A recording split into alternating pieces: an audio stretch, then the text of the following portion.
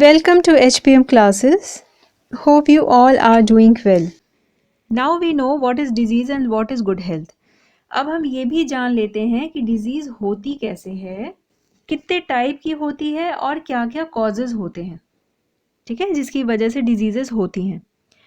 कुछ prolong diseases होती हैं जो काफ़ी टाइम लेकर ठीक होती हैं, जैसे एस्थमा, टीबी, कैंसर। और कुछ डिजीज़ेस होती हैं जो सीजनल होती हैं या कम टाइम में ही ठीक हो जाती हैं, like cold, cough. So what does diseases look like? Diseases होती कैसी हैं, देखने में हमें पता कैसे चलता है? In the first place, how do we know that there is a disease? हमें देखने से पहले पता कैसे चलता है कि डिजीज़ है या नहीं है? In other words, how do we know that there is something wrong with the body? तो हमें पता कैसे चलता है कि बॉडी के साथ कुछ गलत है या कुछ प्रॉब्लम है बॉडी में? There are many tissues in the body, as we have seen earlier in previous chapter. हमें पता है कि बहुत सारे टिश्यूज़ होते हैं and these tissues make up physiological systems or organ systems that carry out body function. तो हमारी बॉडी में जो टिश्यूज़ होते हैं वो मिलके बनाते हैं ऑर्गन्स, जैसे heart, lung, kidney, intestine. these are different organs, और ये ऑर्गन्स आपस में मिलके ऑर्गन सिस्टम बनाते हैं, जैसे ब्लड, हार्ट, वेन्स, आर्टरीज मिलके बनाते हैं ब्लड सर्कुलेटरी सिस्टम। देन ऐसे ही डाइजेस्टिव सिस्टम होता है, रेस्पिरेटरी सिस्टम होता है और बहुत सारे सिस्टम होते हैं बॉडी में जो हमारी बॉडी के फंक्शंस परफॉर्म करते हैं। जैसे हार्ट का काम होता है ब्लड की पंपिंग करना, लंग्स का काम होता है ऑक्सीजन को लेना, कार्बन डाइऑक्साइड को रिलीज़ करना। किडनीज का काम होता है हमारी बॉडी से वेस्ट को बाहर की तरफ निकालना। So the digestive system has a stomach and intestines and it helps to digest food taken in from outside the body. हम खाना बाहर से लेते हैं और हमारे खाने को डाइजेस्ट करने में हमारे डाइजेस्टिव सिस्टम में प्रेजेंट स्टमक, इंटेस्टाइन और दूसरे जो भी ऑर्गन्स हैं वो हेल्प करते हैं। In the same way, the musculoskeletal system, which is made up of bones and muscles, holds the body parts together and helps the body move. तो हमारी बॉडी का जो मस्कुलोस्केलेटन सिस्टम है वो बना होता है बोन्स और मसल्स से मिलके। यही बोन्स और मसल्स हेल्प करती हैं हमारे बॉडी को अपराइट डायरेक्शन में खड़े होने में, हमारी मूवमेंट में, ठीक है। एक फ्रेमवर्क की तरह काम करते हैं हमारी बोन्स, और मसल्स उनको स्ट्रेथनिंग प्रोवाइड कराती हैं। When there is a disease, either the functioning of one or more system of the body will change for the worse.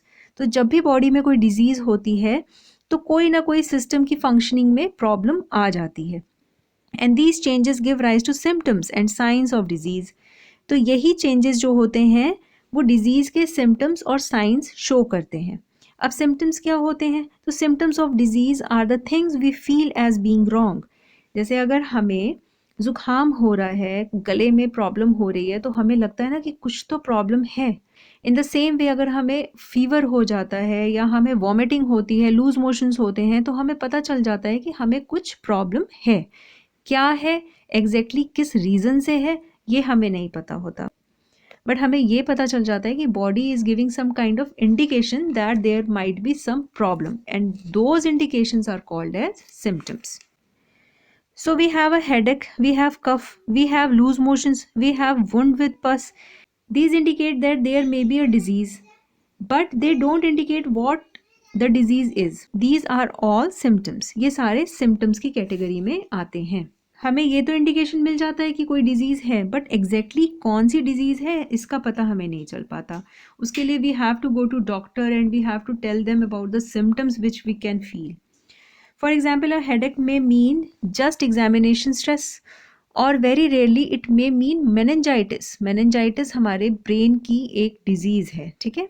तो सिर दर्द तो किसी भी रीज़न से हो सकता है. So there are dozen of different reasons behind headache, और बहुत सारी ऐसी डिजीजेज हैं जिनमें हमें हेडेक फील होता है, ठीक है। कई बार स्ट्रेस से होता है, कई बार टेंशन से होता है, कई बार धूप में जाने से हो जाता है, कई बार हमारी आईज़ में कुछ वीकनेस होती है जिसकी वजह से हमें हेडेक हो जाता है, कई बार मेनिंजाइटिस जैसी बड़ी बीमारी भी होती है जिसकी वजह से हेडेक हो सकता है.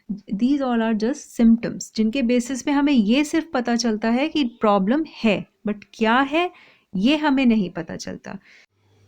So whenever we feel symptoms of any disease, we go to the doctor, and then on the basis of the symptoms, doctor looks further for some definite signs by asking few questions like about our age, about our profession, about our background, and then he asks कि कितने time से आपको problem हो रही है, and then he looks for few more signs by looking into our eyes, tells us to open our mouth, to check our throat.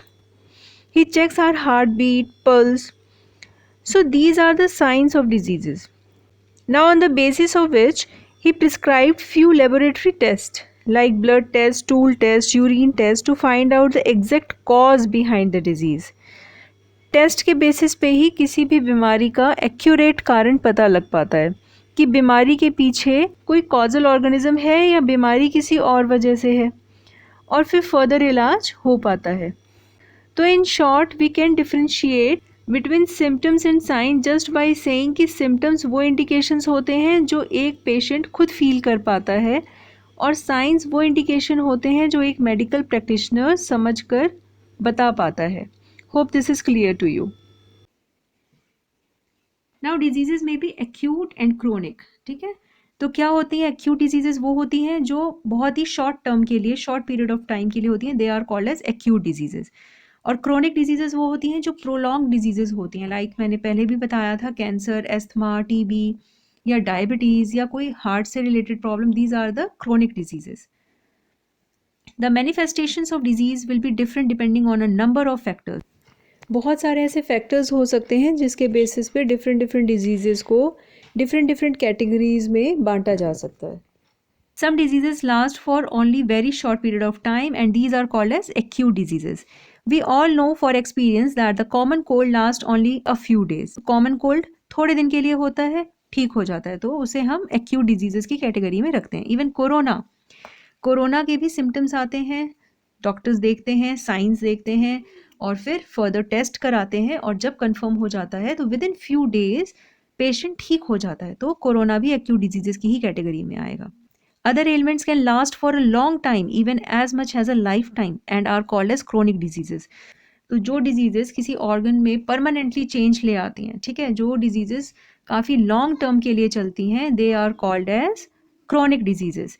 An example is the infection causing elephantiasis which is very common in some part of India. तो हमारे India के कुछ part में एक disease होती है बेटा जो कि एक मच्छर के काटने से फैलती है, ठीक है, उसका नाम होता है एलिफेंटियासिस. एलिफेंटियासिस जो डिजीज़ है वो हमारे इंडिया के कुछ कुछ पार्ट्स में काफ़ी कॉमन है और वो काफ़ी लंबे टाइम तक पेशेंट को प्रॉब्लम करती है और इसका इलाज काफ़ी लंबा चलता है, तो उसको भी आप क्रोनिक डिजीजेस की ही कैटेगरी में रखोगे. Now come to the activity 13.4. Survey your neighborhood to find out how many people suffered from acute diseases during the last 3 months. तो acute diseases जैसे कोरोना, कोल्ड, कफ, फीवर, इवन टाइफॉइड, ये seasonal होते हैं, ठीक है, और ये एक पर्टिकुलर सीज़न में इनका नंबर बहुत ज़्यादा हाई हो जाता है, बट धीरे धीरे जैसे इनका सीज़न जाता है ये डिजीज़ेज़ कम हो जाती हैं. जैसे रेनी सीज़न में डेंगू के, मलेरिया के बहुत ज़्यादा पेशेंट्स आते हैं, बट धीरे धीरे ये डिजीज़ेज़ कम हो जाती हैं जैसे ही सीज़न उन मॉस्किटोज़ के लिए अनफेवरेबल हो जाता है. How many people developed chronic diseases during the same period. Chronic diseases जो होती हैं वो प्रोलॉन्ग होती हैं, उनका इलाज काफ़ी लंबे टाइम तक चलता है, जैसे 5 महीने, 6 महीने और कभी कभी कई सालों तक, और उनका परसेंटेज हमेशा हाई रहता है. बट सीजनल डिजीज़ेज़ के टाइम पे थोड़ा सा एक्यूट डिजीज़ेज़ का नंबर बढ़ जाता है, कई बार क्रोनिक डिजीज़ेज़ से भी ज़्यादा बढ़ जाता है, बट अदरवाइज़ क्रोनिक डिजीज़ेज़ का नंबर हमेशा हाई रहता है, क्योंकि क्रोनिक डिजीज़ेज़ का न्यू एडिशन होता जाता है, लोग नए नए बीमार होते रहते हैं और इनका रिकवरी रेट बहुत स्लो होता है. Are the answers to question 1 and 2 different? So yes, because acute diseases सिर्फ एक पर्टिकुलर सीजन में ही इनका नंबर हाई होता है और क्रोनिक डिजीज़ेज़ का नंबर हमेशा ही हाई होता है. Are the answers to questions 2 and 3 different? So no, the answer to both the questions are same because chronic diseases long term चलती हैं और इनका नंबर हमेशा ही हाई रहता है चाहे कोई भी सीज़न हो. Now come to the next topic which is chronic diseases and poor health. Acute and chronic diseases have different effects on our health. Acute disease का और chronic disease का हमारी body पे different effects पड़ते हैं. Any disease that causes poor functioning of some part of body will affect our health. कोई भी disease जो आपके बॉडी के किसी भी पार्ट पे या बॉडी के किसी भी ऑर्गन की फंक्शनिंग पे पुअर इफेक्ट डालती है, वो आपकी हेल्थ को ख़राब करती है। This is because all functions of the body are necessary for being healthy, क्योंकि हेल्दी रहने के लिए बॉडी के सारे फंक्शंस इंपॉर्टेंट होते हैं। But an acute disease which is over very soon will not have time to cause major effects on general health, while a chronic disease will do so. तो जो acute disease होती है वो ज़्यादा time के लिए बॉडी पे effect नहीं डाल पाती और उसका कोई लॉन्ग टर्म इफ़ेक्ट नहीं होता। जैसे अगर किसी को कोल्ड हो गया या किसी को फीवर हो गया तो उसका इफ़ेक्ट कुछ दिन के लिए ही रहता है, जब तक वो बीमारी ठीक नहीं होती। और जब वो बीमारी ठीक हो जाती है तो उसका कोई लॉन्ग टर्म इफ़ेक्ट पेशेंट को फील नहीं होता। बट क्रोनिक डिजीज़ के केस में ऐसा नहीं है। क्रोनिक डिजीज़ अगर ठीक भी हो जाएँ तो वो बहुत लंबा टाइम लेके ठीक होती हैं। तो जो भी इंजरी है ऑर्गन्स को या बॉडी पार्ट्स को बहुत ज़्यादा हो जाती है, जिसकी वजह से लॉन्ग टर्म इफ़ेक्ट दिखाई देने लगता है। As an example, think about a cough and cold which all of us have from time to time. Most of us get better and become well within a week or so. हम कुछ ही दिन में ठीक हो जाते हैं and there are no lasting effect on our health. But if we get infected with a chronic disease such as tuberculosis of the lungs, then being ill over the years does make us lose weight and feel tired all the time. तो अगर किसी के lungs में tuberculosis हो जाए, TB हो जाए, तो उसको बहुत ही लॉन्ग टर्म के लिए इफ़ेक्ट देखने को मिलता है, क्योंकि वो बहुत ज़्यादा वीक हो जाता है। एक लंबे इलाज के बाद पेशेंट हमेशा टायर्ड फील करता है। We may not go to school for a few days if we have an acute disease, but a chronic disease will make it difficult for us to follow what is being taught in school and reduce our ability to learn. जब किसी को acute disease हो जाती हैं तो वो कुछ दिन के लिए स्कूल नहीं जाते, उनका ज़्यादा पढ़ाई का लॉस नहीं होता। बट क्रोनिक डिजीज़ के केस में, क्योंकि इसका इलाज बहुत ज़्यादा लंबे टाइम तक चलता है, पेशेंट बहुत ज़्यादा दिन तक बीमार रहता है, तो उसका बहुत ज़्यादा पढ़ाई का लॉस हो जाता है और उसकी एबिलिटी लर्न करने की कम हो जाती है। In other words, we are likely to have prolong general poor health if we have a chronic disease. बहुत ही लंबे टाइम चलने वाली बीमारियां हमारी हेल्थ पे बहुत ज़्यादा इफ़ेक्ट डालती हैं। Chronic disease therefore have very drastic long term effects on people health as compare to acute disease. हमने समझ ही लिया है। Now come to the causes of disease. What causes disease? Disease होती कैसे है, कौन कॉज करता है? When we think about causes of disease, we must remember that there are many levels of such causes. बहुत सारे कॉजेज़ हो सकते हैं। वो कॉजेज़ एक्सटर्नल भी हो सकते हैं और इंटरनल भी हो सकते हैं। So let us look at an example. If there is a baby suffering for loose motions, we can say that the cause of the loose motion is probably an infection. हो सकता है उस बच्चे को कोई इन्फेक्शन हो गया हो जिसकी वजह से उस बच्चे को लूज मोशंस हो रहे हैं। But the next question is, where did the infection come from? Infection आया कहाँ से? So suppose we find that the infection came through unclean drinking water, but many babies must have had this unclean drinking water. तो बहुत सारे बच्चों ने unclean drinking water पिया, but उसी बच्चे को इन्फेक्शन क्यों हुआ? क्योंकि ये बेबी वेल नरिश्ड नहीं था, इसे इनफ फूड नहीं मिल रहा था, इस वजह से इस बेबी को इन्फेक्शन हो गया। तो पहला रीज़न था अनक्लीन वाटर, सेकेंड रीज़न था पुअर नरिशमेंट। ठीक है। Further, why is the baby not well nourished? क्योंकि वो पुअर फैमिली से बिलोंग करता था। It is also possible that the baby has some genetic difference that make it more likely to suffer from loose motion when exposed to a pathogen. तो उस बच्चे की family में और भी तो बच्चे होंगे, वो बीमार क्यों नहीं हुए? क्योंकि इस पर्टिकुलर बच्चे के जेनेटिक मेकअप में कुछ डिफरेंसेस थे, जिसकी वजह से ये बच्चा ईजिली एक्सपोज हो गया पैथोजन से और ईजिली इन्फेक्टेड हो गया। Without the pathogen, the genetic difference or the poor nourishment alone would not lead to loose motions. अगर पैथोजन ही नहीं होता तो जेनेटिक लेवल पे डिफरेंसेस का भी कोई फ़र्क नहीं पड़ता, पुअर नरिशमेंट का भी कोई फ़र्क नहीं पड़ता। बट जब 3-4 फैक्टर्स एक साथ मिल जाते हैं तो डिजीज़ बॉडी में हो जाती हैं। जैसे यहाँ पे पैथोजन भी आ गया, पुअर नरिशमेंट भी आ गई और जेनेटिक डिफरेंसेस भी आ गए।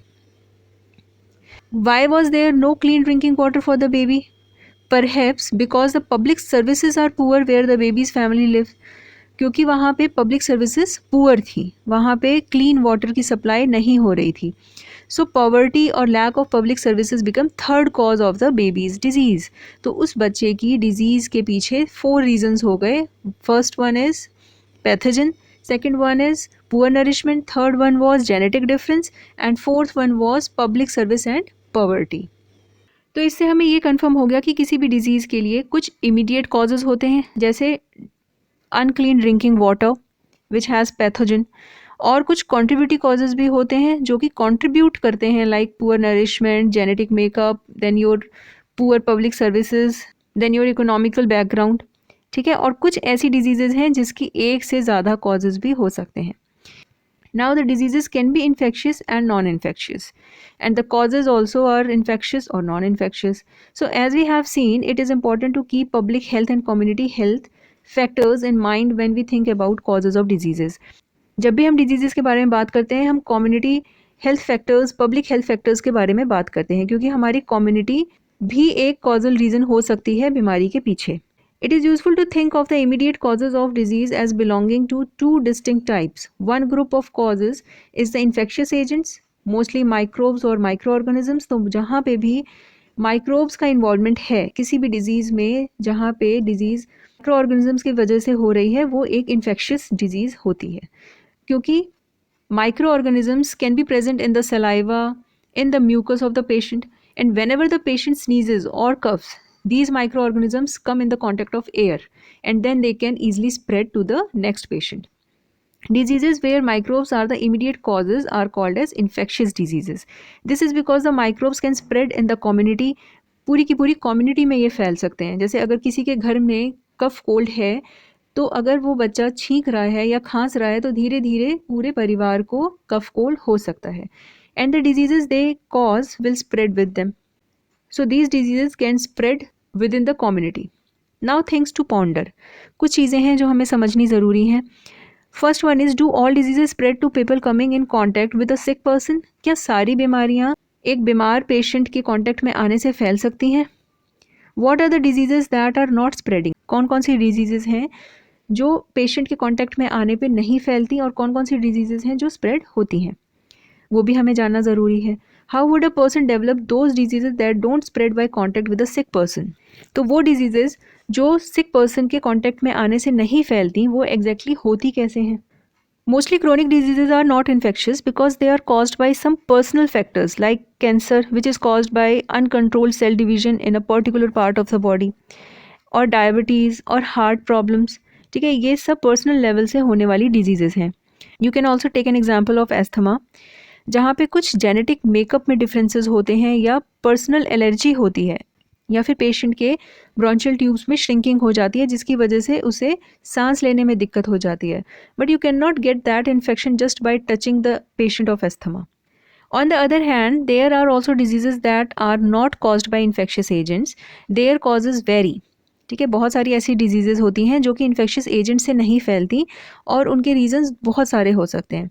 बहुत सारे ऐसे रिस्पॉन्सिबल फैक्टर्स हो सकते हैं जिनकी वजह से वो डिजीजेज होती हैं, but they are not external causes like microbes that can spread in the community. Instead, these are mostly internal non-infectious causes. Means ये causes non-infectious होती हैं और वो community में spread नहीं होती.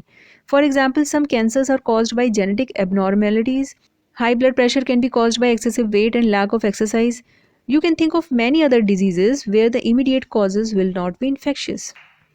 The ways in which diseases spread and the ways in which they can be treated and prevented at the community level would be different for different diseases. different diseases में spreading का तरीका अलग होता है, treatment अलग होता है, उनका prevention अलग होता है. This would depend a lot on whether the immediate causes are infectious or non-infectious. तो सबसे पहले ये पता लगाना ज़रूरी है कि जो कॉजेज़ हैं जिनकी वजह से डिजीज़ेज़ हो रही हैं वो इन्फेक्शियस है या नॉन इन्फेक्शियस, उनके बेसिस पे ही उनका ट्रीटमेंट और प्रिवेंशन पॉसिबल है. Now come to the one very interesting topic, which is peptic ulcers and the Nobel Prize. For many years everybody used to think that peptic ulcers क्या होते हैं, हमारे पेट में छोटे छोटे फोड़े हो जाते हैं, फुंसियाँ हो जाती हैं, जिनकी वजह से हमें बहुत ज़्यादा जलन होती है, एसिडिटी होती है, स्टमक में ब्लीडिंग होती है, डिओडनम में भी ब्लीडिंग होती है. सबसे पहले ये समझा जाता था कि स्ट्रेसफुल लाइफ की वजह से स्टमक में एसिड का सिक्रीशन बहुत ज़्यादा बढ़ जाता है, जिसकी वजह से पेप्टिक अल्सर्स हो जाते हैं. Then 2 Australians made a discovery that a bacterium which is Helicobacter pylori was responsible for peptic ulcers. तो 2 साइंटिस्ट थे, एक थे रॉबिन वैरन जो कि एक पैथोलॉजिस्ट थे जो कि लेबोरेटरी टेस्ट करते थे, ठीक है, और वो पर्थ ऑस्ट्रेलिया में रहते थे. Then he saw these small curved bacteria in the lower part of the stomach in many patients. He noticed that signs of inflammation were always present around these bacteria. तो जहाँ पे भी bacteria होते थे उन्हीं के अराउंड साइंस होते थे इन्फ्लेमेशन के. एक बैरी मार्शल थे जो कि बहुत ही यंग क्लिनिकल फेलो थे. उनको बहुत ज़्यादा इंटरेस्ट आया वॉरेन की स्टडी पे. उन्होंने फर्दर उस पर स्टडी करनी शुरू करी. उन्होंने ये बैक्टीरिया कल्टीवेट करे, मतलब आगे और ग्रो कराए लेबोरेटरी लेवल पे. In treatment studies, Marshall and Warren showed that patients could be cured of peptic ulcers only when the bacteria were killed off from the stomach. उन्होंने ये प्रूव किया कि अगर बैक्टीरिया स्टमक से सारे किल कर दिए जाएं तो पेप्टिक अल्सर क्योर हो सकता है. So thanks to this pioneer discovery by Marshall and Warren, peptic ulcer disease is no longer a chronic, frequently disabling condition, but the disease that can be cured by a short period of treatment with antibiotics. तो अब peptic ulcer कोई prolong disease नहीं है, कोई chronic disease नहीं है और easily cure हो जाती है by using antibiotics. And for this achievement martial and Warren received the Nobel Prize for Physiology and Medicine in 2005.